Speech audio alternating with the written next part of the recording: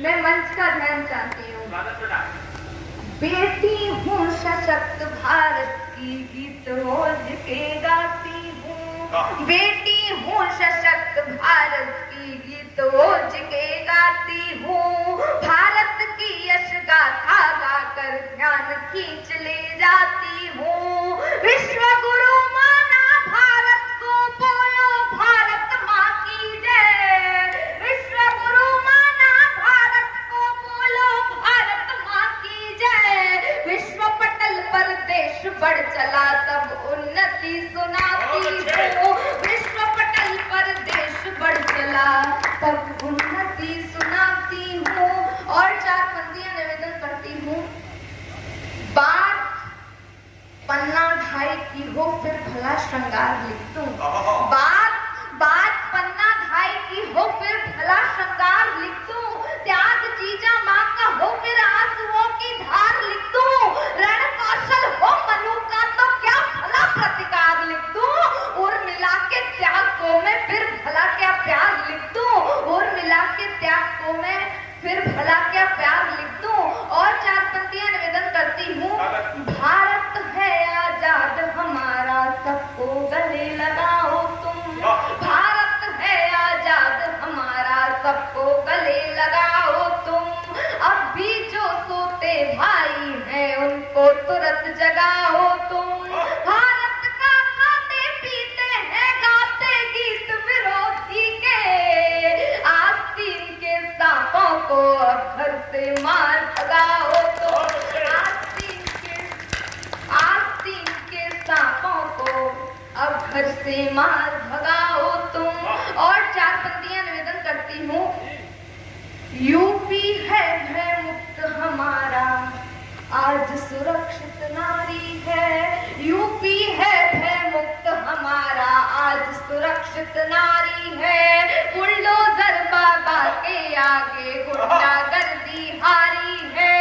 गुंडे मजनू चोरों चक्के डर के मारे कांप रहे। गुंडे मजनू चोरों चक्के डर के मारे कांप रहे। अवध बनारस जीत लिया है, मथुरा की तैयारी है। अवध बनारस जीत लिया है, मथुरा की तैयारी है। और 4 पंक्तियां निवेदन करती हूँ। पुत्र की करनी पर जो माता आंख बांध खुश होती है। पुत्र की करनी पर जो माता आंख बांध खुश होती है, निश्चित ही उनकी संतानें कुरुक्षेत्र में सोती हैं। बनकर जो धृतराष्ट्र पुत्र में क्रोध अहम भर देता है, देता दोष दूसरों को, खुद वंश नष्ट कर देता है। कर्ण सरीखा मित्र भाव पर जब कुमार पर चलता है, धर्म और मर्यादा रचकर अंदर अंदर जलता है।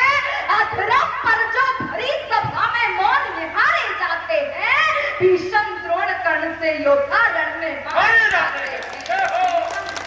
बोलिए भारत माता की, भारत माता की वंदे। एक बार पूरा सदन जोरदार तालियां बजाकर बिटिया को आशीर्वाद दे। बहुत बहुत आभार। अधर्म पर जो भरी सभा में मौन निहारे जाते हैं, भीषम द्रोण कर्ण से योद्धा रण में मारे जाते हैं। और 4 पंक्तियां निवेदन करती हूँ। देश अगर संकट में हो तो आगे बढ़ना पड़ता है। देश अगर संकट में हो तो आगे बढ़ना पड़ता है। मातृभूमि की रक्षा के हित सबको लड़ना पड़ता है। संकट की घड़ियां हो तो फिर जातिवाद का भेद नहीं। प्राण न्यौछावर हो रण में लड़, इसका हमको भेद नहीं। दुश्मन दल को मार गिराने यत्न यही करना होगा। देश धर्म की खातिर सबको एक बार मरना होगा। जो भी भाई वतन के हित में मरने को तैयार नहीं, भारत में ऐसे लोगों को रहने का अधिकार है।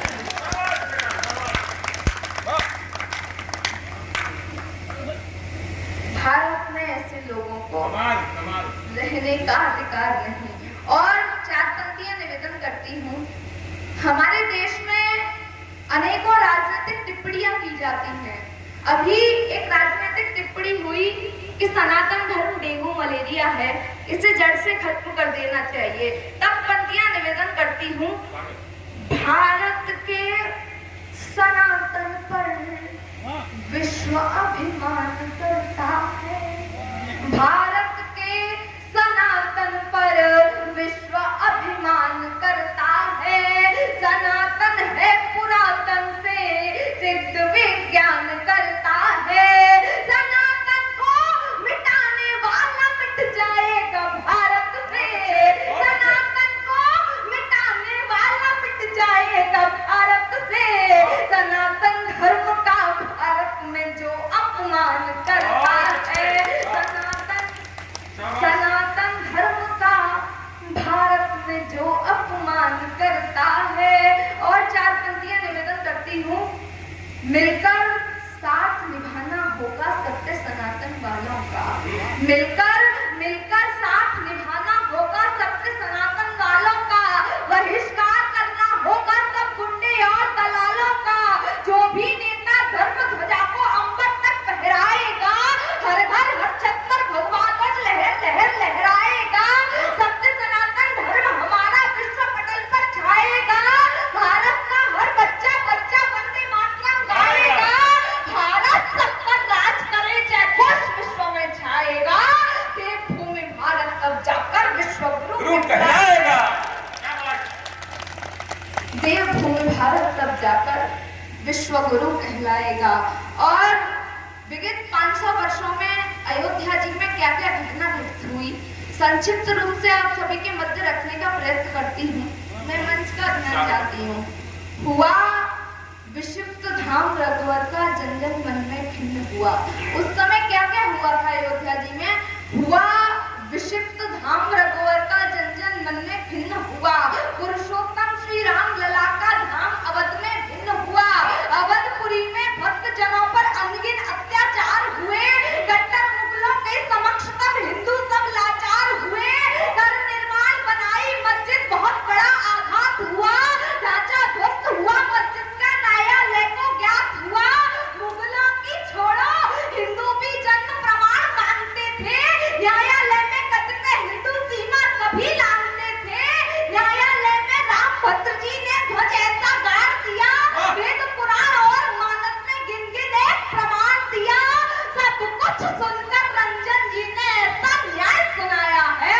पुरुषोत्तम श्री राम लला का मंदिर भव्य बनाया है। बहुत बहुत आभार। पुरुषोत्तम श्री राम लला का मंदिर भव्य बनाया है। बना राम का धाम अवध में भगवा ध्वज फहराया है। और 22 जनवरी के बाद अनवरत 2 करोड़ लोगों ने प्रभु के दर्शन किए। और इस समय क्या चल रहा है अयोध्या जी में, मैं पंक्तियां निवेदन करती हूँ।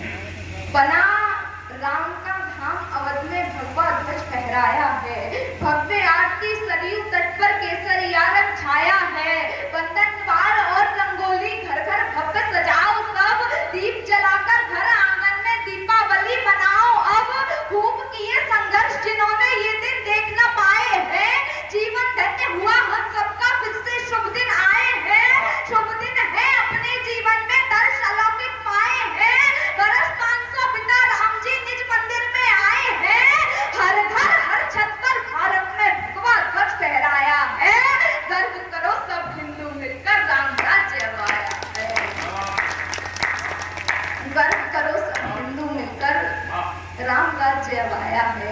और एक छोटा सा गीत आप सभी के मध्य रखती हूँ। मुझे आप सभी का आशीर्वाद मिले। राम है राम है राम है राम है राम है राम है राम है राम है। मेरे रघुवर का सजता अवध धाम है। राम है राम है राम है राम है। हमने तब ठाकुर बोले कि तुम सबसे बड़े देशभक्त हो, बनिए तो उदाहरण देके समझाइए। तो बनिए ने कहा ये और ले गया और स्टेशन की पिछली दीवार पे मोटे मोटे अक्षरों में लिखा था देशभक्त बनिए।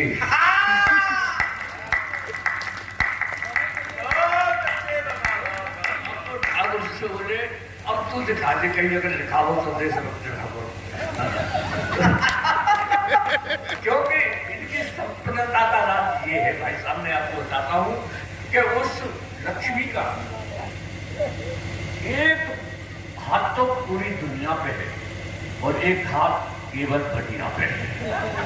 ये अच्छा है, बढ़िया रिसर्च है तू। हाँ बाबा, बहुत बढ़िया। और ये कह रहा था कि इसने कहा था कि इनको सुन लेना, हम तो फिर भी आ जाएंगे, तो इनका पता नहीं है। है विचित्र भगवत गति, उसकी घूम के सुनना बंदू को। हे विचित्र भगवत गति, सीख लीजिए मान। और बुढ़ा यूं ही बैठा रहे, ऊपर उठे जवान। लेकिन बेटा मेरा मतलब ये है कि और तरक्की कर। मैं तो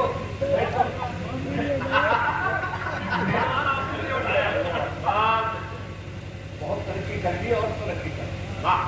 वैसे उम्र है 55 साल की, लेकिन कॉन्फिडेंस अभी होती। अभी मेरे साथ कमलकांत जी थे, इनकी इतनी बढ़िया कविता हुई। वहां एक ऐसी बात चला रही उन्होंने कि जो ज्यादा बढ़िया पढ़ता है उसको स्मृति चिन्ह भी बहुत भारी दिया जाता है। बहुत बड़ा है। नहीं बता दो कितना बड़ा मिला था आपको? इतना बड़ा। ये कमलकांत के लिए भी ताली बजा दी। ऐसा चिन्ह नहीं भाई, ये तो पहली बार दिया है।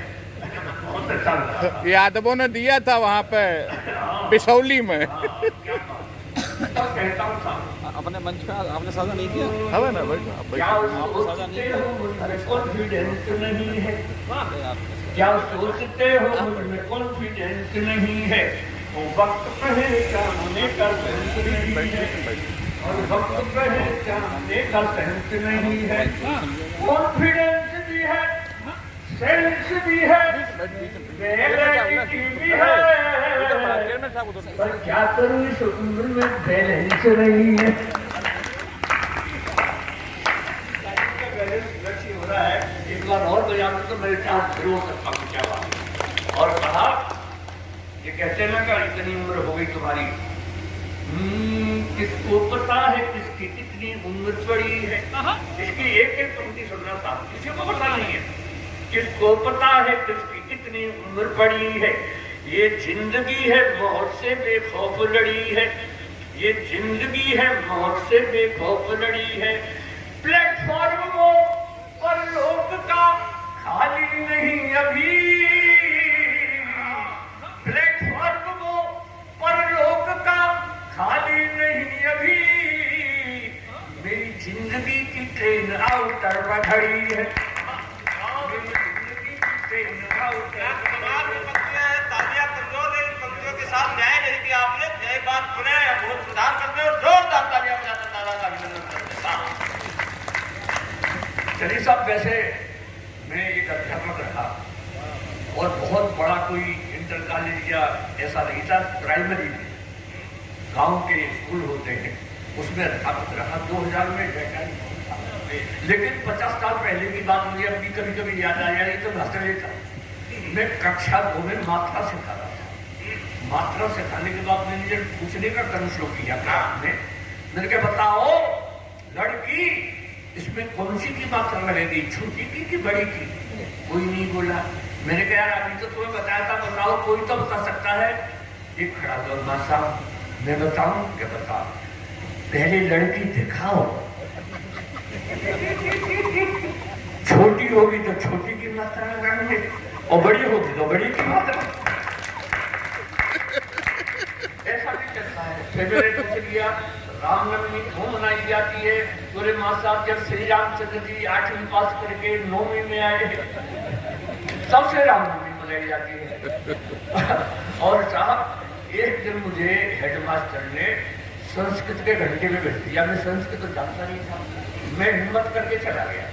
मैंने कहा कुछ नहीं होगा तो किसी तरह से शब्दों का अर्थ नहीं होगा तो अनर्थ सब जरूर करूंगा, गारंटी से। तो साहब मैं चला गया। एक श्लोक आया, उसका मैंने क्या अनर्थ किया देखिएगा। श्लोक था त्रिया चरित्रम पुरुषस्य भाग्यम देवो न जानात कुतो मनुष्य, और मैंने इसका अर्थ किया था स्त्रिया चरित्रम पुरुषस्य भाग्यम। मैंने कहा स्त्री के चरित्र को देखकर पुरुष भाग गया। कहाँ भागा? देवो न जाना, ये देवता भी नहीं जानते के वो तो मनुष्य, मनुष्य तो कुत्ता है। आज के लड़के बोले माँ साहब रोजाना आप भी आकर के देगा, वो शास्त्री तो कुछ भी नहीं पढ़ाते हैं, आप भी आकर के, मैंने तो ऐसा पढ़ाया है। आइएगा, इस उम्र की बात करता हूँ। मेरे जैसे आपने कभी क्या क्या एक बात कर रहा हूँ, सुनिएगा। अभी अभी जैसे मेरी उम्र का मेरे जैसा आचरण करें जो बूढ़े लोग, उन्हें कभी नहीं व्यापता ग्रह कलेश का रोग। और मेरा जैसा क्या आचरण हो सकता है? एक क्या है ये बुढ़ापा? बस खो मत लापा। एक एक पंक्ति सुनिएगा। क्या है ये बुढ़ापा? बस खो मत लापा, खिलता हुआ रंग रंग होना चाहिए। बहुओं बेटों के रंग में करो ना भंग, टाइम पास करने का ढंग होना चाहिए। और भी अगर आपको ज्यादा सम्मान प्राप्त करना है अपने घर में ऐसे बुढ़े को, तो इतना और कर हमारा क्या जाता है कि हाँ में हाँ मिलाती रहो। हाँ भैया ठीक है, परेशानी पड़े, हाँ में हाँ मिलाते रहो और चक्कर मार खाते रहो। भाई खाना तो जो बहू ने बनाया वही खाना है, तो तारीफ कर दो, कल और ज्यादा अच्छा मिलेगा। और जरा सी नाम कर की तो बहू का चीज बड़ी लप लगाए रही है। हाँ में हाँ मिलाते रहो, चक्कर मार खाते रहो, और वाणी में सहज हास्य गंध होना चाहिए।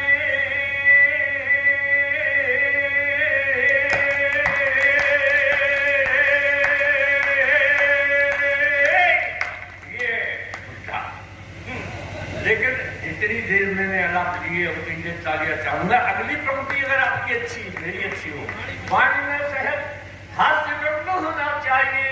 और इस बुढ़ापे के जीने का मजा है जब प्यारी प्यारी गुड़िया का संग होना चाहिए। ये नीरज हमसे कहते हैं कर्मिला जी, बाहर वाले कमरे में रहते हैं, वहां पड़े रहते हैं, अलबेली से बात करते हो तो क्या करते हो? मैंने सुनो नीरज, मैं तो बाजार से पूजा की घंटी ले आया हूँ। अलबेली के कान में कह दिया कि घंटी बजा दूं तो समझ लो तुम्हें बुला रहा। ताली बजा रहे तो अच्छे से बजाइए ना। आपको बता दो, जो केके भैया हैं यहाँ से इतना दूर रहते हैं, अगर गांव के विषय में सोचते हैं तो अर्थ का अनर्थ कभी नहीं जोड़ना चाहिए। और आपको बता दो, इतने पैसे खर्च करके इतना टाइम देके आसान काम नहीं। मुझे देखिए, मैं ही अपने गांव में 4-6 महीने में पहुंच पाता हूँ, पहुंचता हूँ, सारे जात धर्म के लोग मेरे पास आ जाते हैं। किसी